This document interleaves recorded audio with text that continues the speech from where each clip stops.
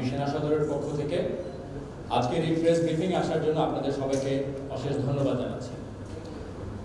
আমাদের আজকের এই সেনা সদর প্রেস ব্রিফিং এর উদ্দেশ্য যথারীতি দেশের আইন শৃঙ্খলা রক্ষায় সেনাবাহিনীর কার্যক্রম সম্পর্কে আপনাদের সবাইকে ধারণা প্রদান করা। ইতিপূর্বে গত 13 নভেম্বর 2024 তারিখের যে প্রেস ব্রিফিং হয়েছিল সেখানে আইন শৃঙ্খলা রক্ষায় সেনাবাহিনীর সার্বিক কার্যক্রম সম্পর্কে আপনাদেরকে আমরা ধারণা দিয়েছি। আজকের এই প্রেস ব্রিফিংয়ে আমি গত 2 সপ্তাহে সেনাবাহিনীর কার্যক্রম সম্পর্কে আপনাদেরকে অবহিত করব।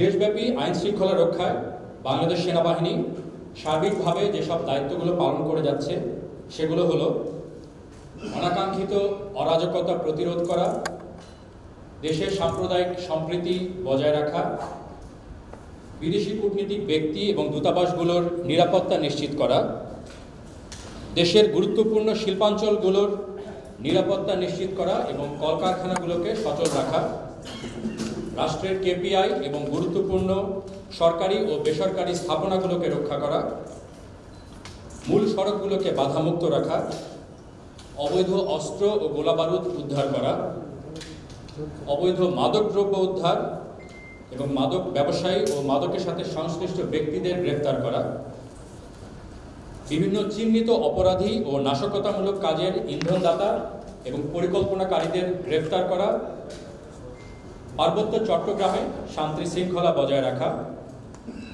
কক্সবাজার জেলায় এফডিএমএন ক্যাম্প এলাকার নিরাপত্তা বিধান করা এবং সার্বিকভাবে দেশের অন্তর্বর্তীকালীন সরকার যাতে তাদের দায়িত্ব সুষ্ঠুভাবে পরিচালনা করতে পারে সেজন্য স্থিতিশীল পরিবেশ বজায় রাখা।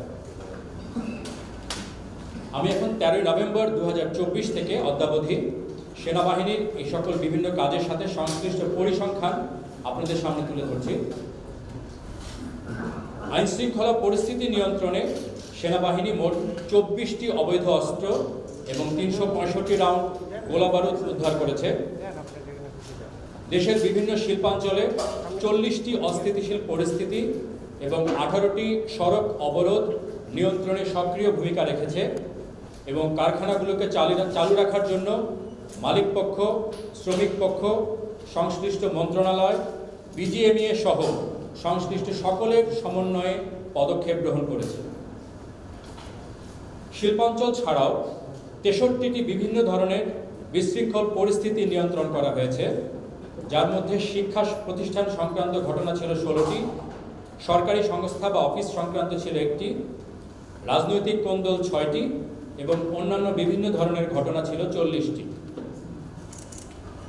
যৌথ অভিযানে 228 জন মাদক ব্যবসায়ী অথবা মাদকের সাথে সংশ্লিষ্ট ব্যক্তিকে গ্রেফতার করা হয়েছে এবং বিপুল পরিমাণে অবৈধ মাদকদ্রব্য উদ্ধার করা হয়েছে।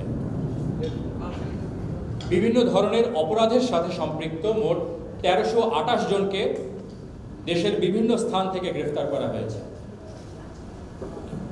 এছাড়া সারা দেশে সদ্য সমাপ্ত বৌদ্ধদের দেশব্যাপী কঠিন চিবরদান উৎসব যেন নিরাপদে পালিত হতে পারে সেজন্য সেনাবাহিনী, অন্যান্য আইন শৃঙ্খলা রক্ষাকারী বাহিনী এবং সংশ্লিষ্ট বৌদ্ধ সংগঠন ও ধর্মীয় নেতৃবৃন্দের সাথে সম্পৃক্ত হয়ে দায়িত্ব পালন করেছে।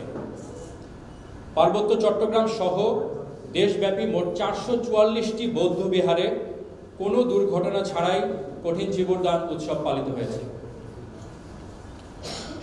এছাড়া নভেম্বর মাসের 15 থেকে 16 এবং 20 তারিখে সনাতন ধর্মাবলম্বী মাতুয়া গোষ্ঠীর রাস মেলা ও নবান্ন উৎসব উদযাপনের জন্য গোপালগঞ্জ, বাগেরহাট, পিরোজপুর ও পটুয়াখালী জেলায় নিরাপত্তা সহায়তা প্রদান করা হয়েছে এবং উভয় অনুষ্ঠান অত্যন্ত আনন্দ এবং উদ্দীপনার সাথে পালিত হয়েছে। এছাড়াও 10 থেকে 12 নভেম্বর প্রায় 50,000 দর্শনার্থীর অংশগ্রহণে অনুষ্ঠিত বরিশালের জগদ্ধাত্রী পূজাতেও নিরাপত্তা প্রদান করা হয়।